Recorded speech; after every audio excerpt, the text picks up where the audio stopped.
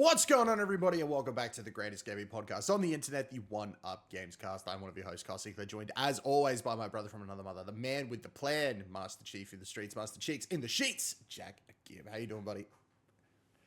I'm good, mate. Have not played as many games as I wanted this week, but after a week off the podcast, it feels right to be back here talking games. That's it, mate. It feels good. Feels good. We got a big week this week, too. We got our Game Awards voting as well as our Game Awards predictions before the Game Awards happens next week.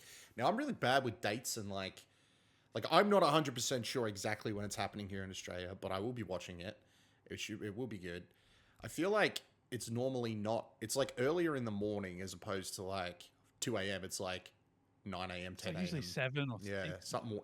Yeah, maybe. I remember being away, not last year, before. I remember being away, and I remember being, there was a time difference. Nah, time difference shouldn't matter. I remember being inside of a Wahlburgers in Queensland when it was on, and I was sitting there watching it.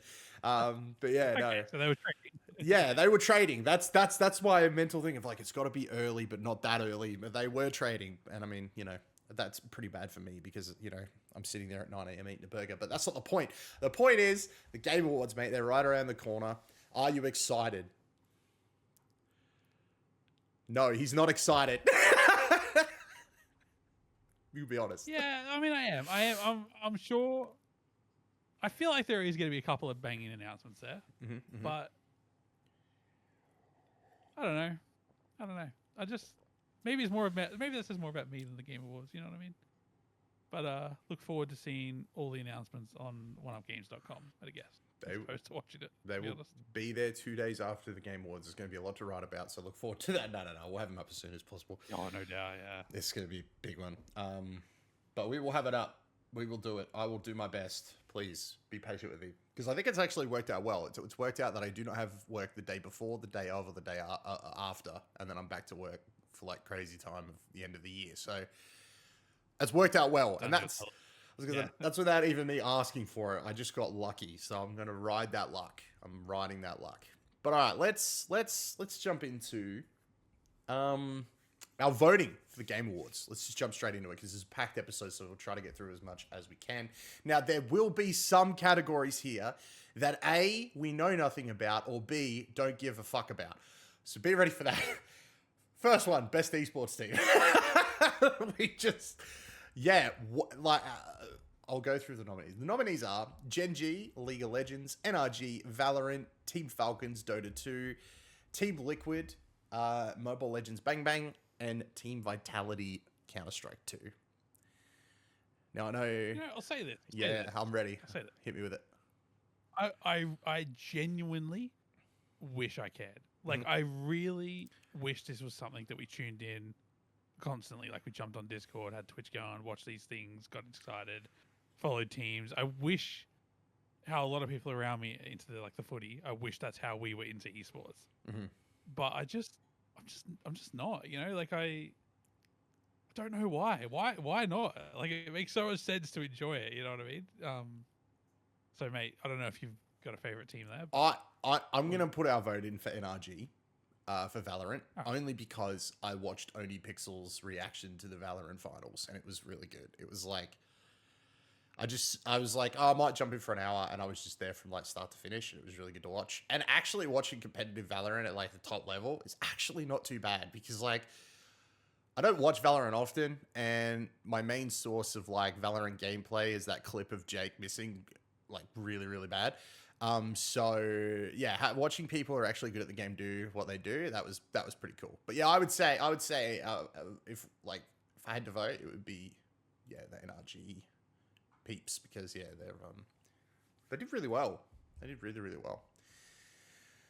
Same again, man. Best esports athlete. We got Brock for Valorant, Chovy for League of Legends, Forsaken for Valorant, Kekaru for Street Fighter, Menard for Street Fighter, and Zywoo for Counter-Strike 2. The only person I know is Zywoo, and he seems like a pretty chill dude, the Counter-Strike 2 player.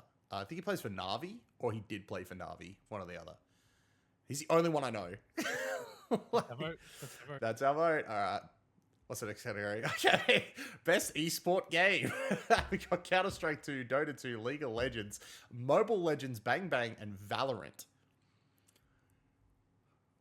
I feel like I just like I don't care enough about this one to sort of like vote for anything because, like, in fairness, if Apex Legends was here, I really do enjoy watching Apex Legends esport. I really do.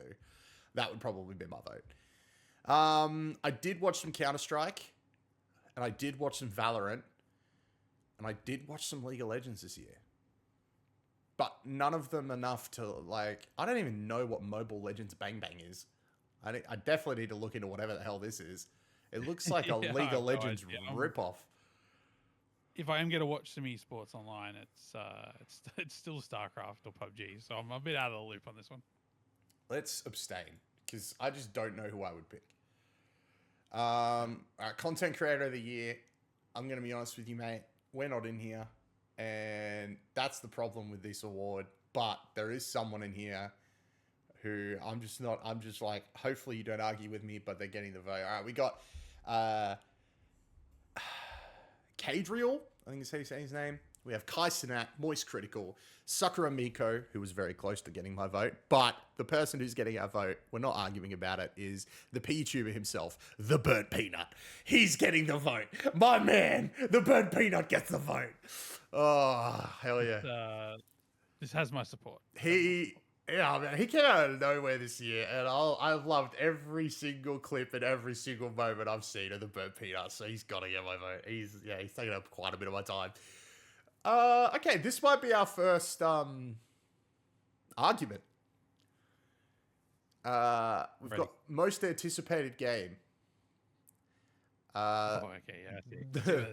The nominees are 007 First Light, Grand Theft Auto 6, Marvel's Wolverine, Resident Evil Requiem, and The Witcher 4. It's a personal theme. We work backwards. You know what I mean? We work backwards. I feel like Resident Evil and The Witcher could probably be scratched. Yeah, Resident Evil is like, it's going to be amazing. The Witcher is way too far out for people to care about. So it's just those two. I'm surprised that's on the list. Not that people aren't excited, but yeah, like we got a tech demo. Great. Yeah, it's very far out. I find out more on the website. You'll find out exactly how far out. I put one up the other day. Go read it. Go on. Sorry, didn't mean to interrupt. I know what you're going to pick. I don't know. I mean, GTA is probably my most anticipated, but I'm fine picking it for the one-up's vote. When I do my personal voting, I want you to know something. Out of those three, it is my bottom. No, I'm not surprised to hear that. Yeah. I'm not surprised to hear that. But Wolverine or First Light? What's number one? What do you think's number one? I actually think First Light's number one. Yeah, First Light's number one. I'm actually really, really keen for First Light. I just like the Hitman games. I love James Bond. I love the fact that these two guys are getting together. Wolverine and First Light are so close. So close. But I put it down to, if I had to pick which one do I want to play right now, it's First Light. Because Wolverine I can sort of wait for. You know what I mean? Like, I've had good Spider-Man. I've had good Marvel games in the last few years. Like, a good James Bond game, I need it. I need it in my soul. But I feel like I need First Light to be good to get more games that are like at that scale. Yeah. For licensed games. Yep. Whereas Wolverine, if that was to flop for whatever reason, I feel like we'll still get a Spider-Man 3. You know what I mean? Like, we'll still get, like, Insomniac's got a flop in them. You know what I mean? Yeah. So I don't think it's going to be this, though. That's what's crazy is, like, these guys are constantly cooking. It's actually mental. I just finished Rift Apart during the week, and that is a great Ratchet and Clank game. I wouldn't say it's as good as people made it out when it first launched. People made out like it was the power of the PS5. Fuck off. An extra gigabyte of RAM would have solved every fucking problem that SSD solved. But having said that, great game. Insomniac. I don't know when they last missed. I don't know. I wasn't there. So, I don't know. What? Yeah, GTA First Light. I'm happy to go with First Light, mate. People would say the last time they missed. PlayStation gamers would say the last time they missed was Sunset Overdrive. I would disagree. I think Sunset Overdrive is an amazing game. They are yet to miss, in my opinion. They're doing amazing. All for One. Ratchet Clank All for One. That was a bit of a miss. That's like 4-player one. There was a couple of But Yeah, look, there was a couple of rough Ratchet and Clanks back in the day, sure. but they're still good, you know? Like, I'd Sure. still play them. Like, Yeah, that's the thing. yeah. That's rough. That's a hard one. I think Rift Apart for me is a top. I would say Rift Apart's a top 3 Ratchet and Clank for me. Like it's, I really do like it. I just think it doesn't do anything for the PS5 though. Like that should have been a cross-gen game. Yeah. Like I don't understand. You know what I mean? Like People. I think it got knocked down by its own hype. But it's a good game. Years on, I've played it. I like it. I think people were all up on it is because, like, at the beginning of the PS5's life cycle, we were hungry for anything. We were fucking starving, and that was what we got. So people were like, "This is amazing. This is the best thing ever." And then it's like, hopefully, no one notices nothing else is coming out. Mate, best adaptation. Total game too. Yeah, great game. Best adaptation, mate. I'm going to be really interested to see how many of these you've seen. So, none of them. Oh, really? You haven't seen the Minecraft movie? No. Oh, wow. Okay. So, nominees are Minecraft movie, Devil May Cry, Splinter Cell Death Watch, The Last of Us Season 2, and Until Dawn. What are you feeling? It's all up to you, mate. I don't know. I'm a huge Minecraft fan, huge Last of Us fan. I got nothing in me to go see him. I'll get there. Yeah. But I couldn't care less. I've seen Last of Us. It's fine. Yeah. I've seen the Minecraft movie. It's fine. The Devil May Cry show did very well in terms of like going above and beyond what anybody expected of it. So that's good. And I'm halfway through Death Watch, and it is surprisingly not as shit as I thought it was going to be. But having not finished it, I don't feel right voting for it. The Minecraft movie, I think this is between the Minecraft movie and The Last of Us. And if people are paying attention, you'll notice I said nothing about Until Dawn because I think I've got no desire to see it. I don't think anybody should watch it. I think it looks like poo-poo. I would vote for Devil May Cry, but it's one of those things where it's like I'm literally just throwing a vote in there that's just not going to matter at the end of the day because it's definitely between Minecraft and Last of Us, and it's going to come down to how far Jeff Keighley's nose is up PlayStation's asshole compared to how many people enjoyed the Chicka Jockey joke. So that's where it really comes down to. So I'm gonna piss in the wind and give my vote to Devil May Cry, knowing that it means fuck all, and we're gonna move on.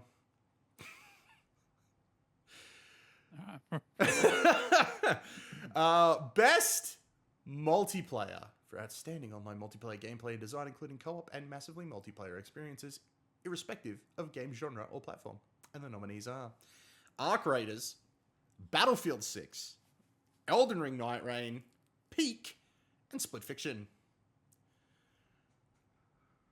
I'll say this about this category. Yeah. I think this is going to be very controversial when Elden Ring or Split Fiction wins. Because, like, if it's journalists that get the biggest sway... Yeah, Split Fiction. Like, yeah. Or I could see Elden Ring getting the swing. And Peak's very accessible. Yeah, I was going to say, I would be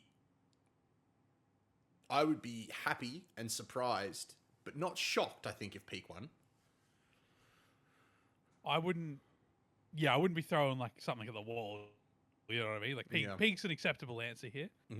But I feel for Split Fiction because it is a multiplayer game, but it like doesn't fit the vibe of the category. They almost need like a co-op category or something that could just go and fucking take out. You know what I mean? Yeah. Very fair. Elden Ring Night and Reign. I mean, the people that love Elden Ring and love multiplayer. I mean, you know that's awesome. But I don't think the player base is huge, and player base shouldn't necessarily come into it. But in my mind, like it's got to be Battlefield and Arc Raiders, and Arc Raiders looks great, but. Brother, my vote would always be clicking on it. I'm clicking on it. I've clicked on it. We don't need to talk any more about this category. It's already going to take up so many conversations during, before, and after. So, Battlefield 6 it is. Let's move on before anybody yells at us in the comments. Best sport/racing. This is going to be a controversial one. For the best traditional and non-traditional sports and racing game. And the nominees are EA Sports FC 26, F1 25, Rematch, Mario Kart World, and Sonic Racing Cross Worlds.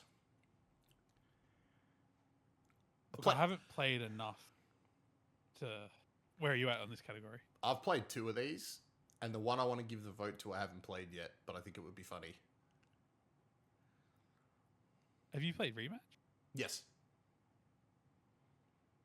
Is it good? Yes.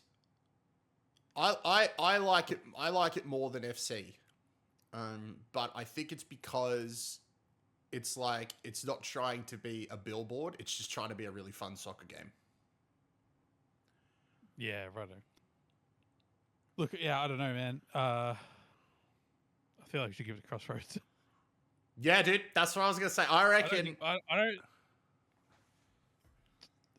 I'm sort of like, I don't think Mario Kart World's like that amazing. Like, No, it's good, not. It's not. I don't think it deserves an award. I think like it. I think people's opinions on it right now are fair. I think it'll be looked back more favorable in years to come. But I think right now, putting it in this category against these games, yeah, I just don't think it beats Crossworlds at all.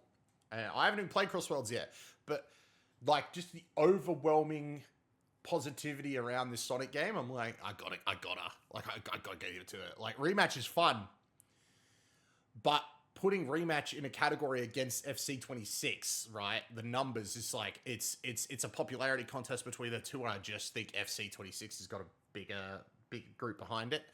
And if you're gonna go off journalists, they're gonna be in the Mario Kart Sonic realm, and I think they are super down on World and super up on Crossworlds. So I would definitely go Crossworlds.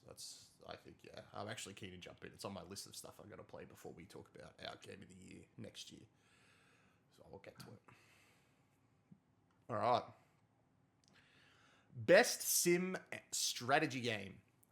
Best game focused on real-time or turn-based simulation or strategy game gameplay, irrespective of platform. This is going to be a hard one, bro. The nominees are Final Fantasy Tactics: The Ivalice Chronicles, Jurassic World Evolution 3, Sid Meier's Civilization 7, 2 Point Museum, The Alters, and Tempest Rising. That's all you, sorry, man. I played 4 of these. Really? Which fucking 4? I've played Final Fantasy Tactics: The Ivalice Chronicles. I've played 2 Point Museum. Yep. I've played Jurassic World Evolution 3, and I've played The New Civilization. I haven't touched The Alters yet, but I've got a copy. I'm ready to jump in, and I don't even fucking know what Tempest Rising is. I got no clue what Tempest Rising is, but I assume it being in here must be a pretty decent game, especially because like I feel like this one is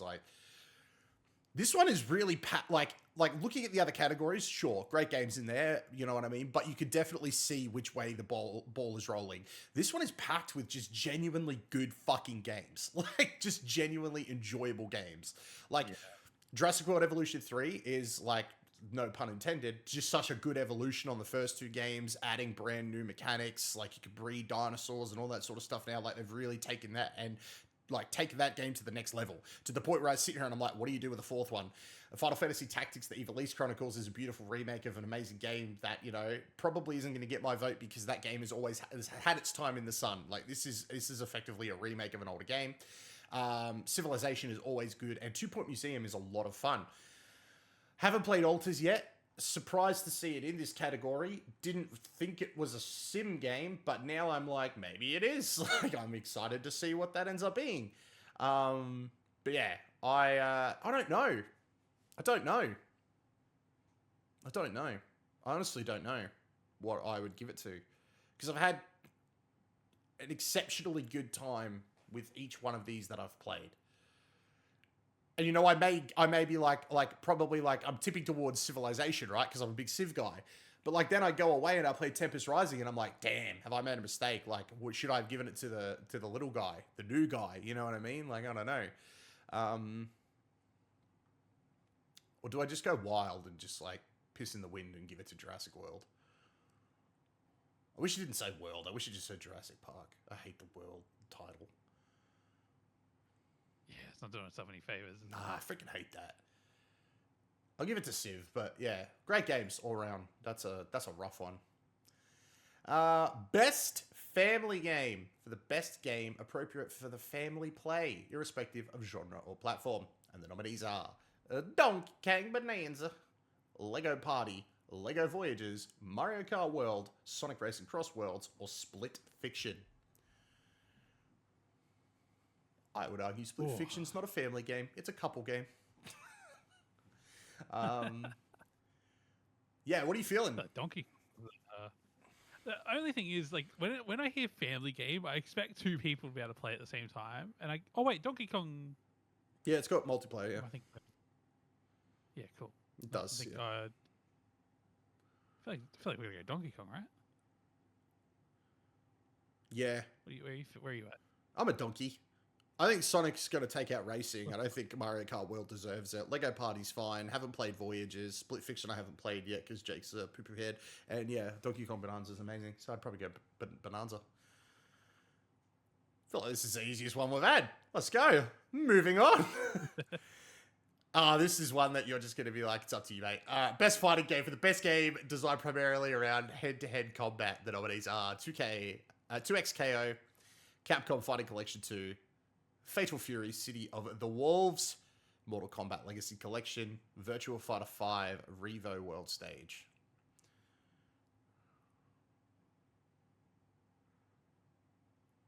I haven't played one of these.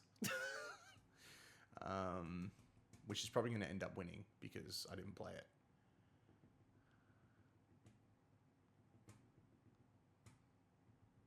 Which one didn't you play? Virtua Fighter. I haven't touched Virtua Fighter in a long time, but I really should. And I don't think the Fighting Collection and the Legacy Collection should be here because this is like a compilation of some of the greatest fighting games of all time.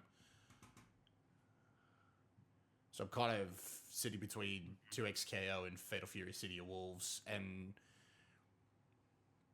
I think 2XKO is going to get it, but I feel like Fatal Fury deserves it, so I'm probably going to give it to Fatal Fury. Yeah, Fatal Fury.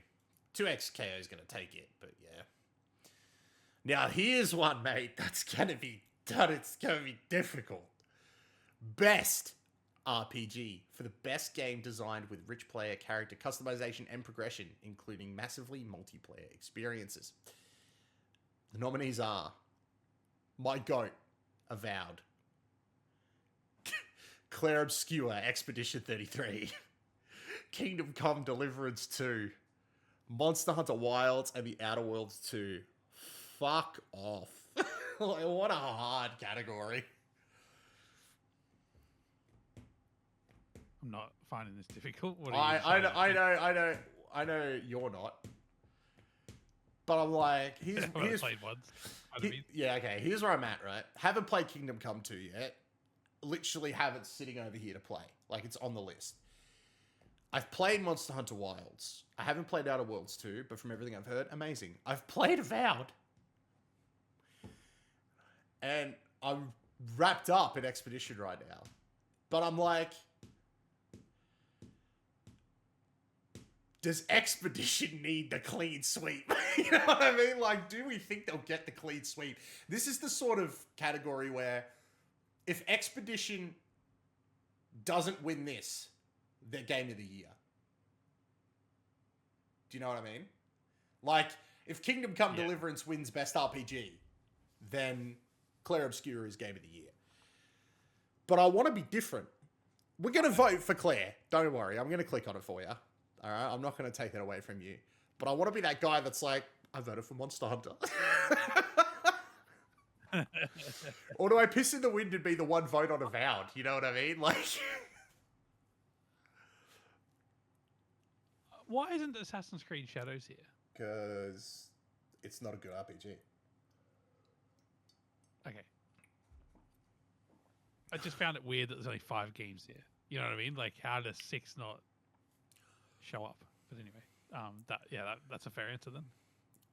It's fine. It's a fine Assassin's Creed game.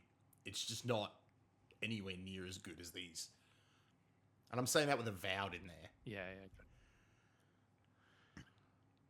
Like, that's wild. Avowed. Yeah, I feel like it's just been, like, I love the key art. Like, the key art is still so elite. Like, I remember seeing that for the first time, and I'm like, fuck, this game might be alright. There's nothing wrong with it. Yeah. Nah, look, I don't mind where we vote, but I clicked on clear. think Don't worry, mate. my prediction is that Expedition 33 will win every category it's in. Yeah, okay. That's fair. That's fair. That's the first prediction of That's the why- episode, everyone. All right. Moving on. Best action adventure. We're going to argue. For the best action adventure game combining combat with traversal and puzzle solving, the nominees are Death Stranding 2 On the Beach, Ghosts of Yotei, Hollow Knight Silk Song, Indiana Jones and the Great Circle, Split Fiction. I know what you're voting. I'm happy to take your lead on this because, well, I've only played Indiana Jones. Yeah. But I think as a complete package, that game steps things up in an area that other games haven't, So I think it deserves to be on this list, absolutely. 100%. But whether we think it's the best action adventure game, I think the game's amazing. Like, I would say the game's perfect, but I don't know if it's a 10 out of 10, if that makes sense. Like, I think if I needed an Indiana Jones game to tick all these boxes, it ticked them all. It exceeded what I wanted, Look, on the one-up but scale... in terms of, like, video games that... On the one-up scale, Indiana Jones is a 9. One-up scale, it's a 9. It's a 9. Yeah. I don't think it hits masterpiece level, but I, it's definitely amazing. But what I don't know if you could make that game a 10. Like, you know what I mean? Like, I think it would have to do things that would then break it out of an Indiana Jones game. I think it would take, like, actually having fucking Harrison Ford in there. You know what I mean? For it to be, like, even close to that, Like, it's an amazing game, but it's still a licensed game, and you've got somebody imitating one of the most well-known characters in fiction out there, you know what I mean? Like, they're too scared to recast the fucking role. Like, they've got 99-year-old fucking Harrison Ford still playing the dude. Like, the fact that this game recasts him and does it so fucking well is, like, a testament to this game. Like, it's amazing. Yeah, I think that's it. Like, it's a perfect Indiana Jones game. But there are other video games out there that are better. And that's not an insult to this game. Like they've done incredibly well. Yeah. So if you want to say another game on this list is better, I will back you up. But I just wanted to note that game is amazing. That game deserves a spot in this fucking list. Well, I've played 2 games on this list, mate. And Ghost of Yotei is so good. Like, so good. And I feel like this is its only category. Where it has... I gotta ask though. Yeah. I'll back you up, but I gotta ask: is there any recency bias there? I don't think so. I kind of went into it expecting not to like it because I was a Jin stan. But yeah, right. I think, like, the fact that this game had kind of everything against it is a sequel that had the opportunity to ruin the first game, which was in my mind a perfect game. And the fact that it came out and didn't do that and still had an emotional punch that, like, has moments that are just as depressing and emotionally charged as Expedition. Like, the fact that this game has that, and I'm just like, whoa. Now, Indiana Jones is a great time. I love it. Like, it's like you're playing an Indiana Jones adventure. That's freaking cool. But yeah, there's just something about Ghost the whole time I was playing that I was just like, this should not be this good. Like, Sucker Punch aren't missing. I think one of the limitations of Indiana Jones is the stakes can never be as high as him possibly dying because you've got to show up to the next movie. Yeah. Like, no. I think that's sort of like, it sort of works against itself just a tiny bit. Like, it's not an insult. It's not. I wouldn't take a point away for it for that. But it's like, it sort of limits the game from, like, reaching, like, a level that, like, like, how ballsy would it be if they, like, killed off Lara Croft in the next Tomb Raider? Or did something wild. Like, they just follow. I'm not saying they would or should. Like, they wouldn't, but it's always that thing when you're making a product that isn't the latest in the timeline. Like, yeah, exactly. There's certain things you can't do. And Indiana Jones, the game, lives by all the rules set by the movie, to my knowledge. It does, and I think that's incredible. It is amazing. Yeah. But Ghost of Yotei obviously has the potential to just go that little extra step further with the stakes, I feel, and that sounds like they did.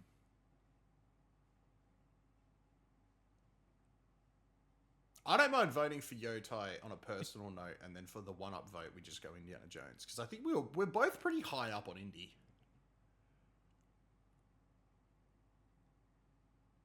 Yeah, look, I support going for Ghost. There's no problem there. I just feel like it needs to be said, though, that if you haven't played Indiana Jones, you are missing the fuck out. I clicked Indy, mate. All right. Don't even worry about it. I did it. I bloody did it. This next one's going to be rough. Best action game. For the best game in the action genre focused primarily on combat. This is fucking wild. The nominees here, man. Best action game nominees are Battlefield 6, Doom, The Dark Ages, Hades 2, Ninja Gaiden 4, Shinobi, Art of Vengeance. I mean, I just finished the Battlefield 6 campaign, and I really enjoyed it, but I think it. So proud of you. you. No, I legitimately. No. I'm so proud of you for liked finishing it. We haven't even spoken about it yet. I was like, oh. All right. I liked it. I agree with everything you said the other night about, like, could do with a few more missions and all that sort of stuff. Yeah. And the potential, like, it could have been better. There's potential there. Hopefully a sequel, but they'll do that classic thing that COD does and wrap up the fucking story in the multiplayer. All those problems exist. Yeah. And as good as that campaign is, I think it opens up the door for something like Doom: The Dark Ages to come along and take the category. You know what I mean? I feel like it just sort of doesn't quite live up to the multiplayer, which is, like, quite good. Where are you at in this category? I don't know. Like, I don't know. I have played everything in here except, like I've played Ninja Gaiden at PAX. Like, I haven't had the chance to play the game yet. But, like, I know that, like, when I finally get to it, I'm going to be like, man, I wish I'd voted for that. But it's also, like, I've loved every session of Battlefield 6. Doom took over my life at the start of the year because I was like, I want to play the other ones and review the other ones before I get to Dark Ages. And then jumped into Dark Ages and just had an amazing time. Hades 2, I've been playing that whenever I've had the opportunity to, and then it dropped, and I've put maybe, like, not as many hours into it as I should, but, like, this is another one that's, like, if it's not winning Game of the Year, it's going to win this category. Shinobi Art of Vengeance, I literally bought last week. Played it, right? Oh, mate. Shinobi Art of Vengeance, I bought last week. Okay? Played it, and thought, this is great. So I went and bought it again while it was on sale. Like, I freaking love... Like, this game's great. But it's also going up against this as well. I haven't even played Ragebound yet. And apparently this is the better game. So why is this not here? Is it because Ninja Gaiden 4's in here and they don't want to have two games from the same franchise in here or something? You know, like... And where's Digimon? Yeah, maybe. This new Digimon game went wild this year. People love it. And that's not even in here. Like... bro, this is a hard category. Mainly because I'm, like, tempted to make 5 accounts to vote 5 times. Just so everyone gets a gets a vote. Yeah, it's not gonna. Like, let's be honest. Like, Hades 2 is gonna win.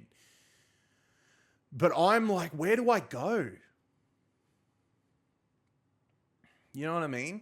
Like, do I vote for Ninja Gaiden 4 because I know deep down in my jellies I'm gonna love it? You know? Or do I go for Doom: The Dark Ages because Doom this year was just such a good time across all games? I don't know, man. Yeah, that's tough. Maybe I'll go Doom just because I'll feel good about it because I know it won't win, but it probably deserved at least a really wrong answer. Yeah, this is a great category because there isn't a wrong one. Like, these are all legitimately great action games. Like, they come in and they just smash the category. So yeah, we'll go Doom. But yeah, Hades is probably going to win that one. Here's one we're just not going to vote in, I think. Oh, maybe we can. Best VR AR for the best game experience playable in virtual or augmented reality, irrespective of platform. Alien Rogue Incursion, Arkham Age, Ghost Town, Marvel Deadpool VR, and The Midnight Walk. I have played 2 hours of The Midnight Walk, just not in VR. Because you can play the game out of VR. Yeah, right. It's up to you. I'm abstaining. Yeah, I'm abstaining. I think I'd need more time.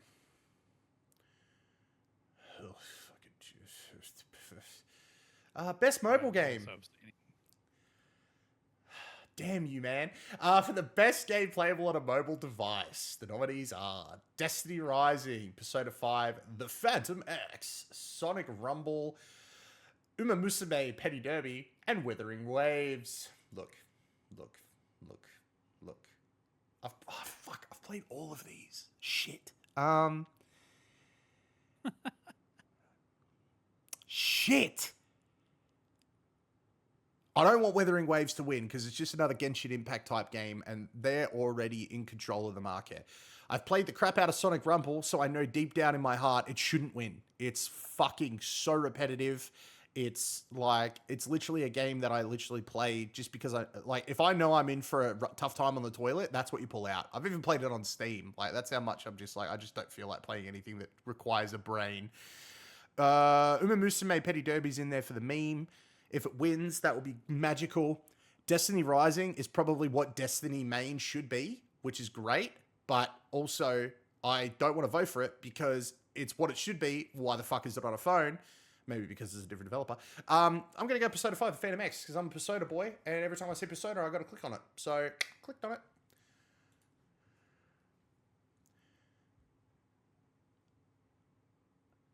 Best debut indie game. For the best debut game created by a new independent studio. The nominees are Blueprints, Claire Obscure, Expedition 33, Despelote, and Dispatch. I feel like we need a definition of what an indie game is. Because I think what the correct answer is these days is just like, does it feel like an indie game? It's like a game developed by an independent studio not owned by one of the big AAA mega corporations. It's a bit. Which all of these are. Yeah, I was going to say, like, it's a bit ripe for edge cases, you know what I mean? Like,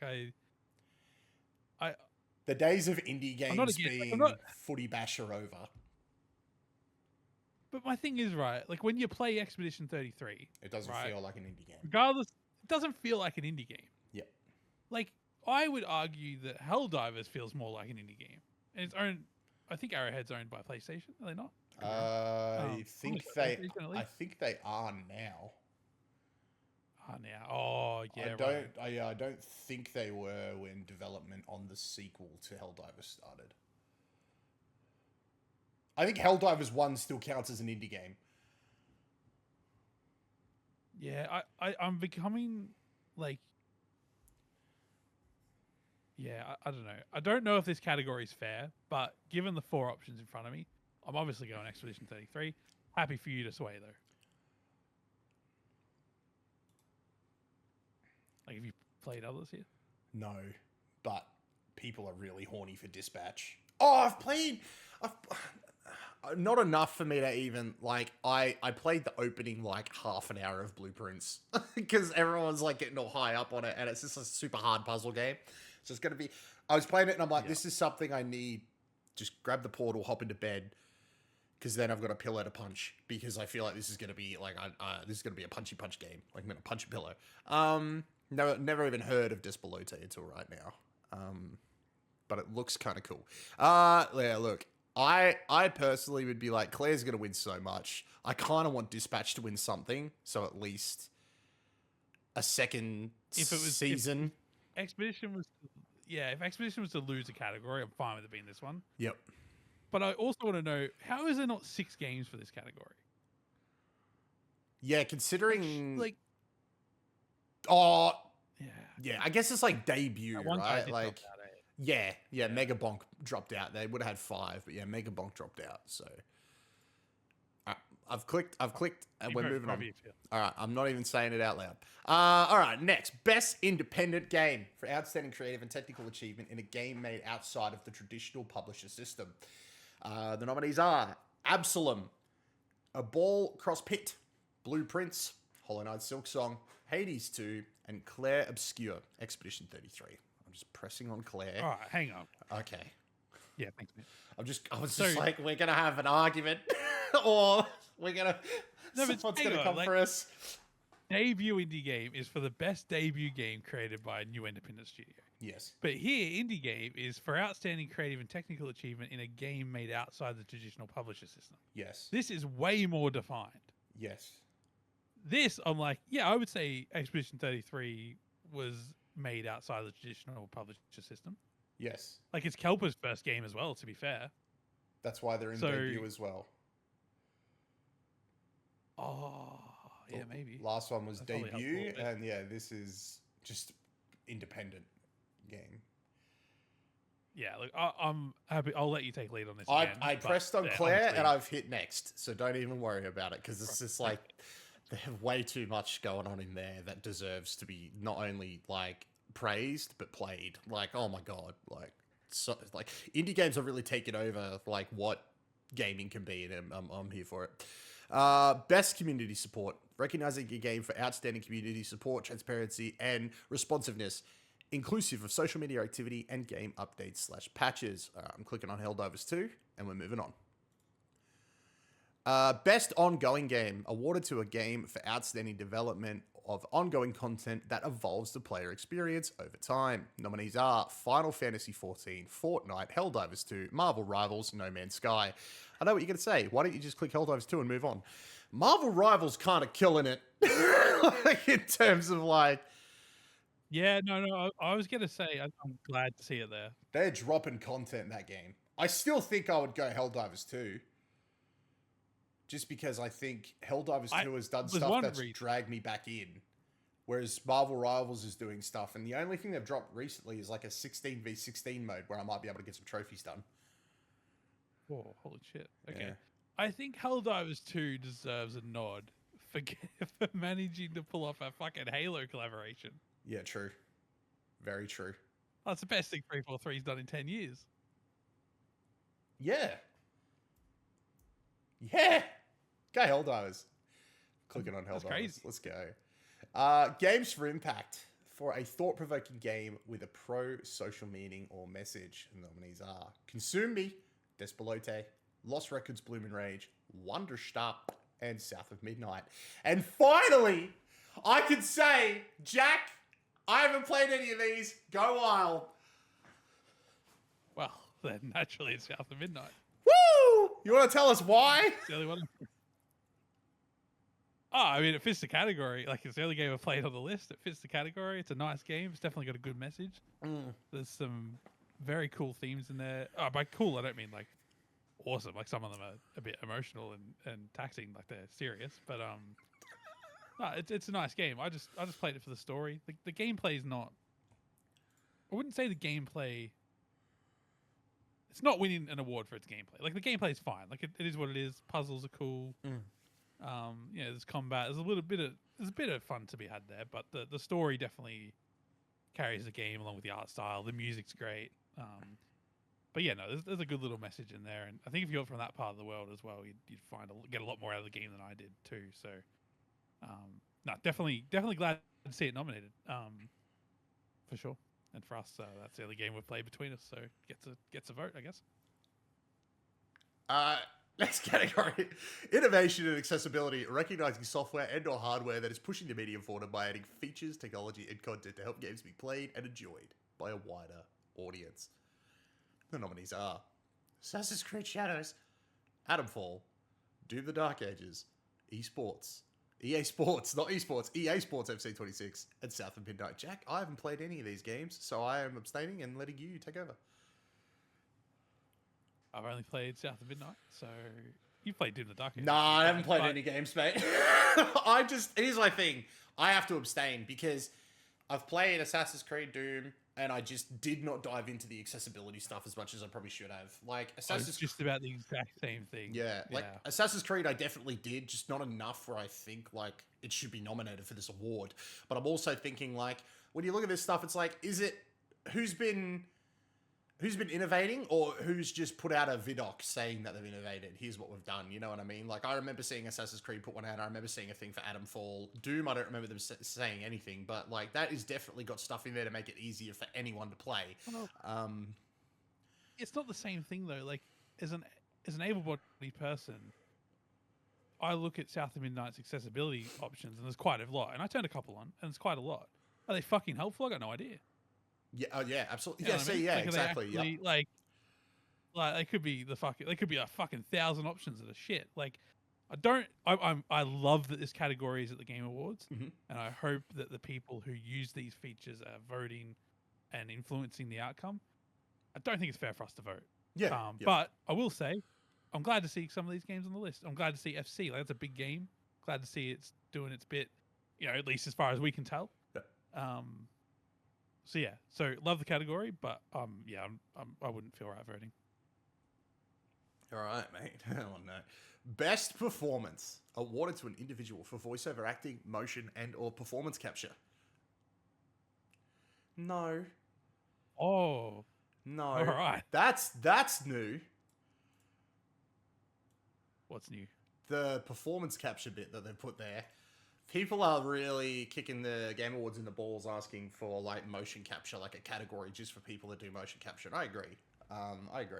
Oh, I completely agree. Yeah. All right. So, best performance nominees are Ben Starr for Claire Obscure Expedition 33, Charlie Cox for Claire Obscure Expedition 33, Erika Ishii for Ghost of Yotei, Troy Baker for Indiana Jones and the Great Circle, Konatsu Kado for Silent Hill F, and Jennifer English for Claire Obscure Expedition 33. Look, I don't know a lot about Silent Hill, but I feel like this is one of those categories where there's no wrong answers. I agree.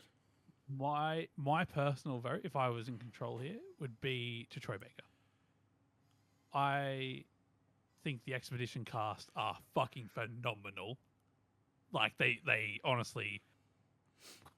That Expedition 33, just to be clear, is like by far my favorite game of the last 10 years. Not even fucking close. And every second of that game is perfection. And from everything I've seen from Ghost of Yotei, Erika, perfection as well. Yeah, she Again, kills it. She don't know about kills it. Silent Hill. Like, I'm sure it's great. I'm sure she's great in that. But Troy Baker pulling off Harrison Ford the way he did.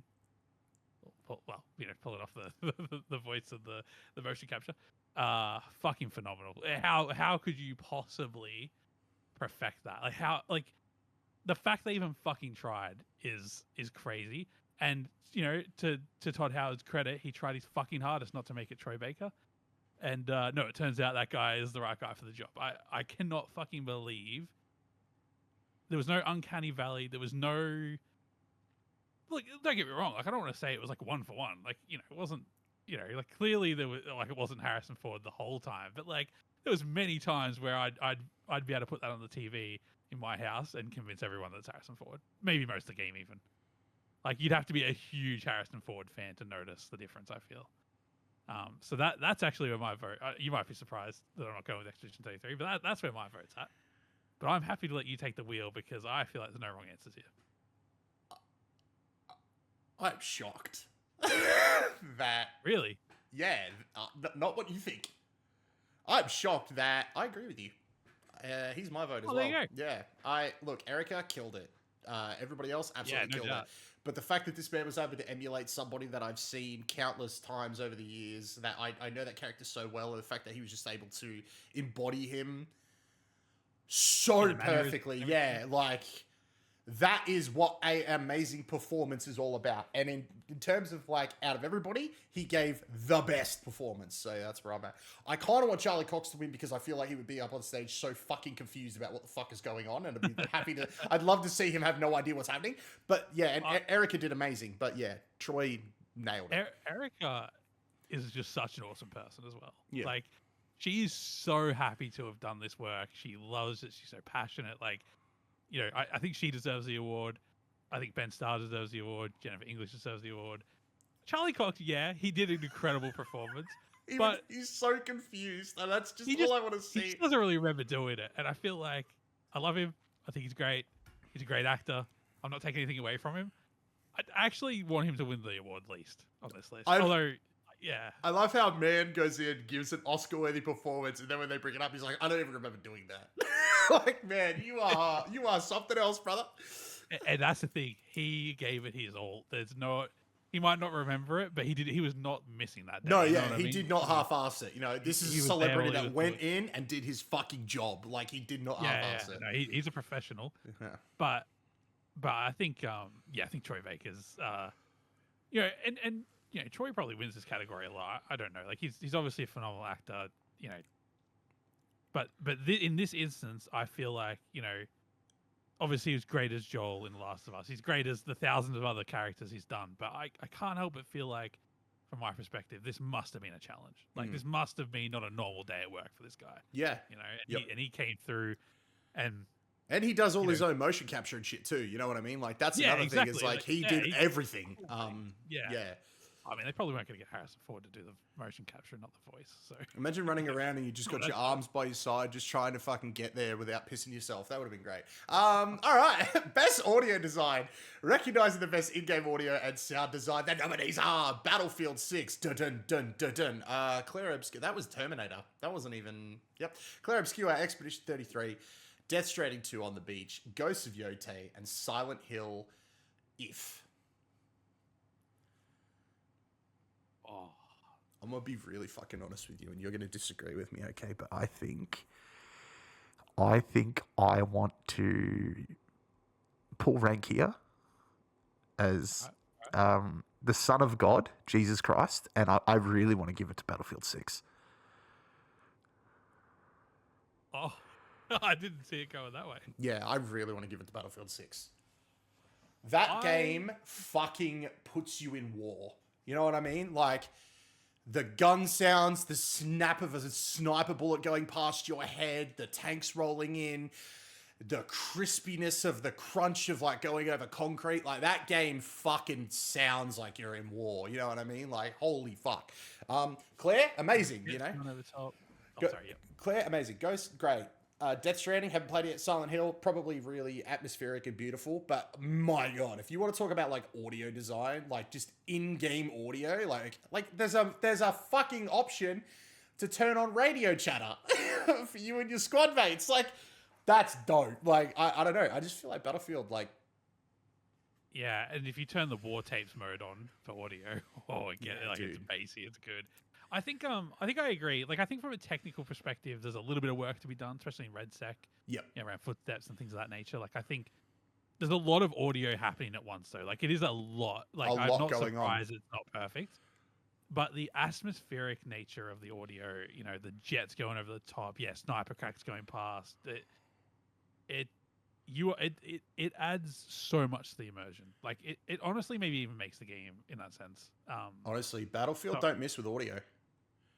No, and look, like Claire Obscure, like the audio design in that game is phenomenal, and there's so much to it, and it's beautiful. But I think Battlefield achieves something that's really hard to achieve. Yep. So I'm in agreement. Awesome. I just think it's one of those things where it's like, looking at this category, I do not think there is a wrong answer. It's another one of them where I'm sure that's the case. Yeah, totally. Everyone's just like knocked it out of the fucking park, and now it gets hard. Best score in music. For outstanding music inclusive of score, original song, and/or licensed soundtrack, we have Christopher Larkin for Hollow Knight Silksong, Darren Korb for Hades 2, Loren Testard for Claire Obscure Expedition 33, Toma Ottawa for Ghost of Yotei, Woodkin and Ludwig Forsell for Death Stranding 2 on the Beach. Apologies if I have butchered any of those names. I'm doing my best here. Look. It's Claire. There is no argument here, I think, between the two of us. But talk to me about the other games. Like, where's the music at? Again, like, what a great year. Because it feels like we're in another category with no wrong answer. Yeah. And look, I think, it's hard because, like, it's hard to... Like, I was listening to the Ghost of Yotei song when you... No, that was Ghost of Tsushima, actually, but the song that plays when you hover over it on the PlayStation. Oh, yeah, beautiful. It sounds really good. Yeah. But it's like, I think I'll appreciate this a lot when I play the game. That is the song that plays as the world opens up to you and you're on your horse and it actually, like, you see everything for the first time. Right. Yeah, dude, it hits. But in saying that, right, and why my vote would go for Claire Obscure, right, is that song, like, Yotei has a very similar song. That song hits more in the moment in the game because of what you're doing. Whereas I have sat here and listened to Expedition 33 soundtrack outside of having played the game and still just enjoyed it immensely. And I think that is just a testament to what great fucking music is in this game. and the soundtrack for Clair Obscur Expedition 33 is over 7 hours long. It's amazing. And I'm not sure it misses once. Like, don't get me wrong, there's a few songs that are like, stand out. Yeah. I'm yet to hear one that I would like skip. There's a couple in Ghost of Yotei where I'm like, if I've got to listen to this again, I'm gonna. And like, I'm sure. Yeah, it helps when there's 7 hours though. Like, you don't hear the bad songs often. Yeah, that's it. Yeah, but yeah, I just think Claire. Expedition 33 music will be something I can listen to in 60 years' time and still feel something from the game. Mm. Like, there's still songs that play when I'm listening to that soundtrack where I get goosebumps and just start to feel like, those moments. Yeah, it's a very special soundtrack, and it needs a nod. It needs a big nod. It needs an award. It does. Mate, best art direction for outstanding creative and or technical achievement in artistic design and animation. And the nominees are Clair Obscur, Expedition 33, Death Stranding 2, On the Beach, Ghost of Yotei, Hollow Knight, Silk Song, and Hades 2. Feel like this might be another no wrong answer situation. This is a no wrong answer situation. Is a fair win. I know what you can pick. I mean, obviously, I'm going to keep picking Expedition 33. That game's changed my fucking life. You know what I mean? Like, yeah, fair enough. And the art in that game, actually, just a quick side note on this. The artwork, it's an Unreal Engine game, and you can sort of tell, but they've done a lot to it. Like, it feels hard to feel. It doesn't feel like an Unreal Engine game in a lot of ways. They've done something, even just like the cutscenes and stuff. Like, they're in engine, but I don't know, they've fucking nailed it. They've just nailed it, and I think, they just let it be a game as well. And that is a common thing for a lot of games, but maybe not the games I sort of play. So for me, it was quite special. So there's probably a little bit of bias in my feeling towards the art. But yeah, that's like, What about Ghost of Yotei? What about other games here? Like, what's the feeling on the art direction? I would be on it. Like, we're gonna go with Claire because it's an amazing game. But if I was to argue against Claire with any of these on the games, it'd be Hades 2. Like, it's just such a different vibe. It looks beautiful. It's very reminiscent of the first one, but has its own sort of like vibe to it, which I really appreciate. It's an evolution of what the first game's art was. Much like Clair Obscur, everybody in it's really hot. Everybody would get it. So yeah, I would probably say Hades 2 would be the other thing I would go up against it. But like I said, everyone in Clair Obscur really hot and would get it. So Claire gets it.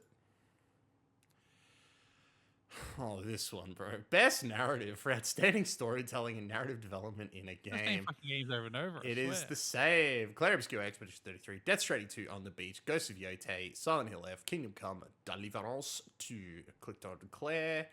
But I do want to say, Ghost of Yotei's story is amazing. I assume Kingdom Comes is good because you can sort of carve your own path. I haven't really touched Death Stranding 2. I'm sure it's an amazing follow-up, and Silent Hill is always great. Let's move on before arguments ensue and people... for fuck's sake! Best Game Direction. Awarded for outstanding creative vision and innovation in game direction and design. The nominees are Clair Obscur, Expedition 33, Death Stranding 2, On the Beach, Ghost of Yotei, Hades 2, and Split Fiction. Let's be honest, Clair Obscur should win. Like the narrative one before it and this category, I think there's no wrong answers. There's no wrong answers, but... Like, whatever wins in the night will be acceptable. Split Fiction will win, so we get our Yosefaris fucking on-stage appearance. Hey, if sacrificing Clair Obscur in the game direction category gets us a few minutes of that, it's worth it. All right, Game of the Year. Recognizing a game that delivers the absolute best experience across all creative and technical fields. And the nominees are Clair Obscur, Expedition 33, Death Stranding 2, On the Beach, Donkey Kong Bonanza, Kingdom Come Deliverance 2, Hollow Knight Silk Song, Hades 2. And once again, we've reached the category with no wrong answer.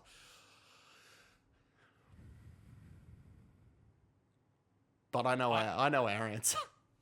Yeah, but I don't know what's going to win on the night. I feel like it could be anything, But Baldur's Gate guy said it best. He's obviously thinking Expedition 33, and I think it's with a real shot that it will be. But I think if another game wins, I don't think we'll be calling it rigged. You know. No. No.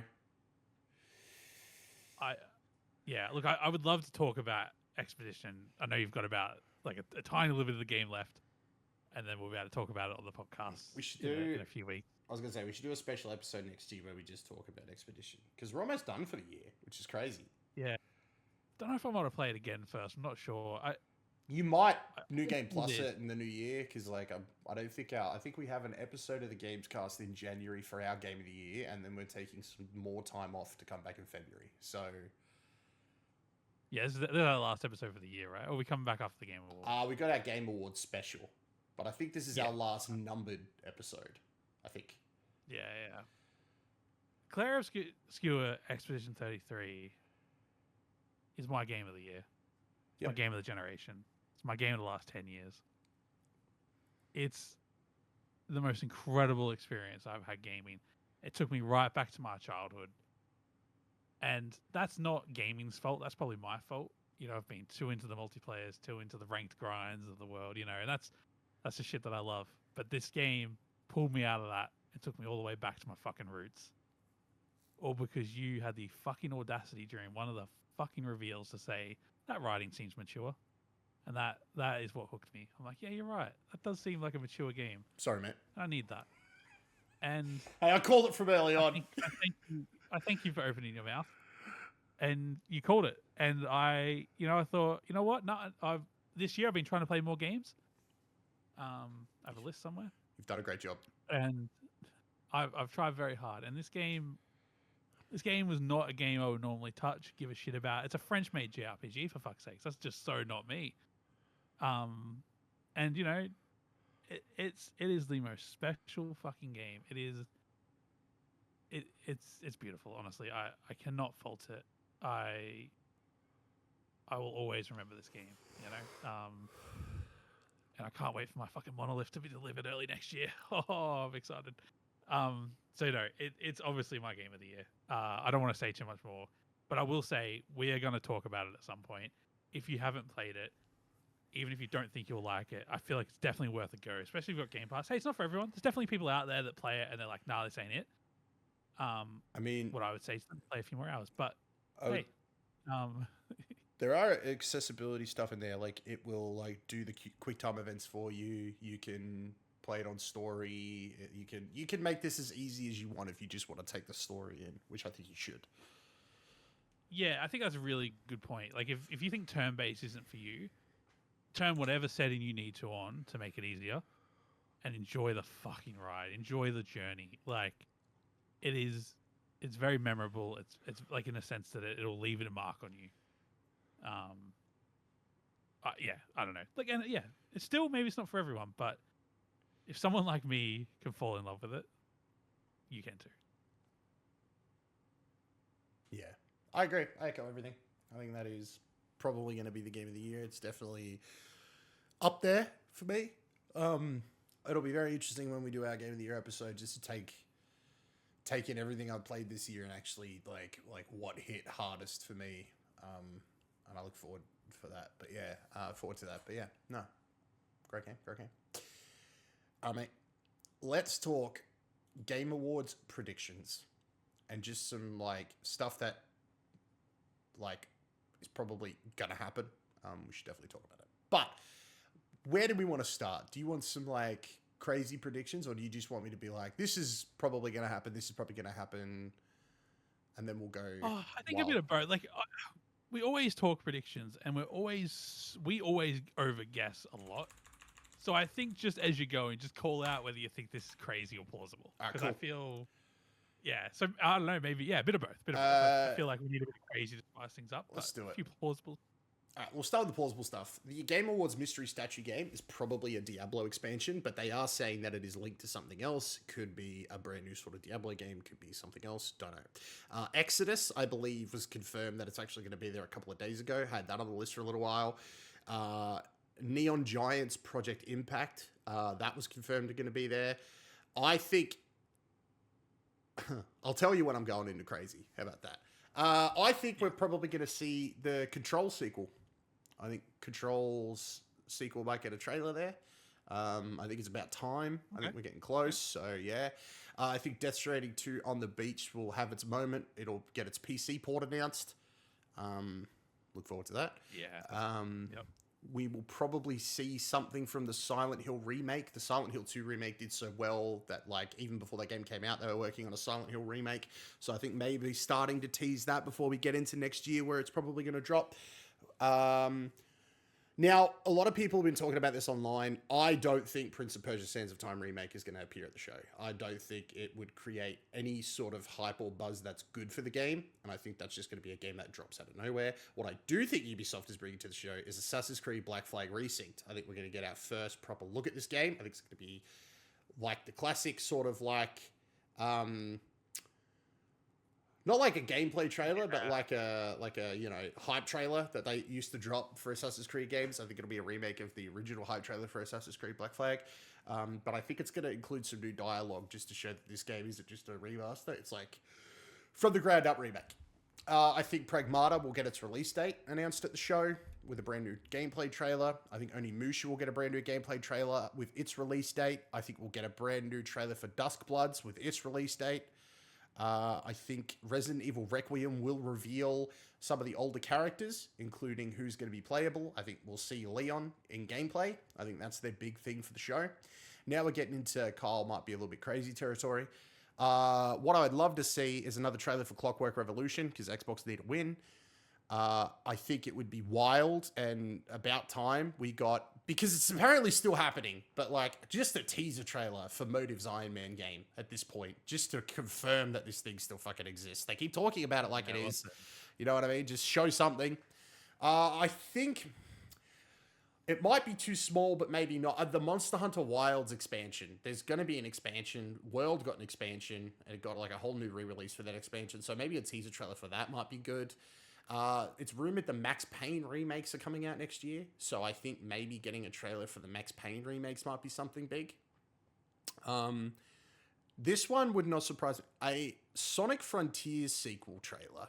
Now, we know that like Frontiers did pretty well. I really enjoyed it. I'm pretty sure they started development on a sequel to Frontiers before Frontiers launched.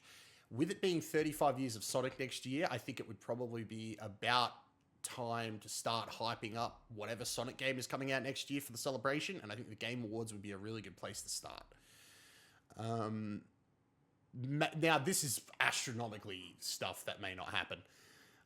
Final Fantasy VII Remake Part 3 teaser, because like that's rumored to like get a full reveal next year, so I think maybe having a teaser trailer for it at the Game Awards would be a great way to like start generating hype. Maybe a teaser trailer for the new Tomb Raider game. I don't know if they're ready for that, but there's been a lot of leaks and stuff about, oh, this is why it's taken so long. We're getting close to being able to see it. Maybe this is the place to drop a teaser trailer. I think getting a gameplay trailer for Persona 4 Revival would be a really good thing to have at the Game Awards in the lead into next year, where I think it's going to get overshadowed by a bunch of other games that are going to be dropping, you know, your Fables, your Halos, like whatever the hell PlayStation's working on. So Persona's still a big thing in the hearts of many, but it would just be nice to have a little teaser trailer. Now, these three are like my personal wish list that err on the side of maybe, maybe not. First off, Santa Monica's new game. Now, do I think there's a chance we see this 2.5D God of War game? Absolutely. Right? That's kind of like up there for me. Santa Monica's brand new game? Probably not. But if not now, when? You know what I mean? Like, It's been a while since Ragnarok. They've got to be in full development by now. They've got to be swinging towards being able to show something. I know it's not like going from God of War to Ragnarok where, you know, a lot of the assets already exist and all that fun stuff. But just to like let people know that they're not working on a God of War game. I think just to reassure people that there is something new coming. Now might be the time. Right up there at the top of my list is the Star Wars Total War game that we reported on earlier on in the year leaking. Oh, that would be amazing to see. I think that would be... I think the second you hear that Star Wars music playing, especially at the Game Awards, like, you are supposed to get excited. So just to be able to see that, I think it'll disappoint people when it's a Total War game, but not me. So definitely show it. I'm here for it. And my last sort of little prediction is it might be time to start teasing the Lies of P sequel. We've had a lot of stuff in the last few months from the developer saying, we're working on the next one. The next one's coming along smoothly. It's coming sooner than you think. We are aiming not to disappoint anybody.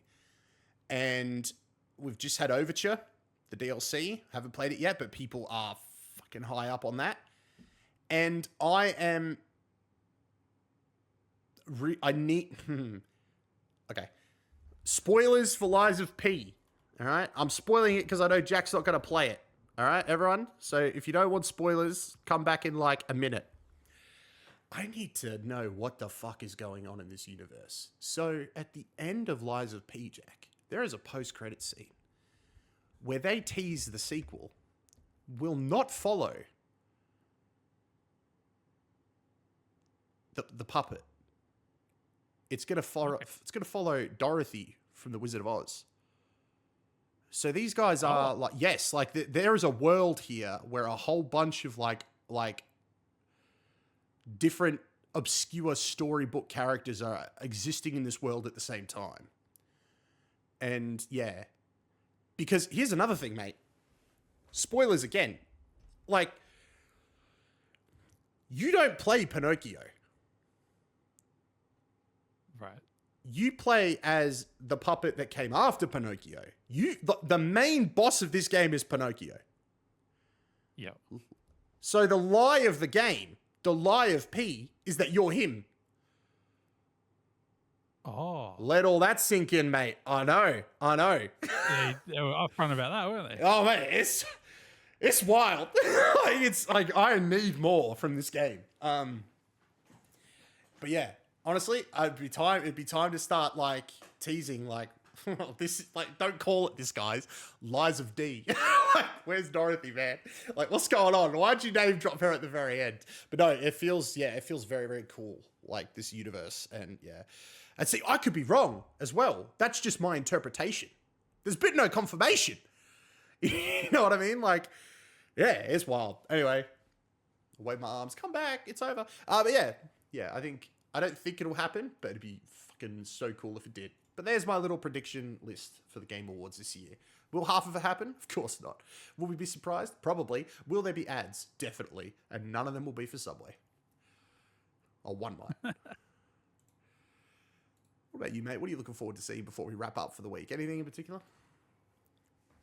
I always like when someone at the Game Awards shows confidence. You know what I mean? Like Xbox with the Series X, PlayStation with that Naughty Dog game. But I don't know. I don't feel like this year's gonna be it. I feel like everyone's digging in a bit. But if Black Flag's there from your list, Black Flag excites me the most. Yeah, like to see that happening. I feel like when we do predictions, I do like to go really excited and really wild. But I'm proud of myself. I kind of feel like most of my predictions this year are quite plausible. Even if some of them feel wild, like Tomb Raider or the new Santa Monica game. Like, sure, they might be wild, but they're plausible. They're wild, but like Tomb Raider's got to show up somewhere. Yeah, and I feel like that's the sort of game that crosses platforms, crosses genres, crosses audiences. Sorry, not genres, crosses audiences. And I think the Game Awards is one of the better places to find all that. Yeah. But I mean, like some of those predictions, they could have a show of their own. But yeah, 100%. Yeah. I think the Game Awards continuously pulls a big audience, and it's a good place to reveal things. And I hope we get a few drops. I feel like we've earned it. Now, before we end, I had this lined up, this question, and I didn't let you prepare because I want to get your like off the cuff thingo. I haven't prepared for it either. I thought about it an hour before the show. We get to the end. we get our one more thing. What is the one more thing that would actually take what would be a 7 out of 10 show straight to a 10? What is the thing that would make you go, holy shit, I'm a gamer, I'm here, let's go, holy fuck. This is going to be my game of the century. Like, what is that thing? I know it ended up being a letdown, but I always think back to when Xbox did Cyberpunk at the end of one of their shows. Yeah. Like, I feel like that was very peak one more thing. That was pretty peak. I don't know how you live up to that at a Game Awards. I don't know what it would be, but you know, I think something like the Iron Man game or something could do it if revealed correctly. Yep. I think Black Flag could be the one more thing. I feel like that'd be acceptable. Fuck yeah. Yeah, I wouldn't be surprised if we get a fresh look at Naughty Dog's game in that manner, but I feel like they'll wait another year personally. Yeah, I agree with you on that one. Yeah, that's why I didn't have it in here. I feel like they've got carte blanche that they could just like put shit out whenever they feel like it. I know Xbox will find a way to drop the ball, but they have so much happening next year. Like, imagine if they gave us like something big of theirs has to be early next year. Like, it just wouldn't make sense otherwise. I was going to put Forza on this list, but I was just about to say, like, if one more thing is like a gameplay reveal of Forza in Japan, that would do it. That would take me from wherever on the scale I am to a 9, 10. Doesn't matter if it's a 1 before that. Yeah, fair enough.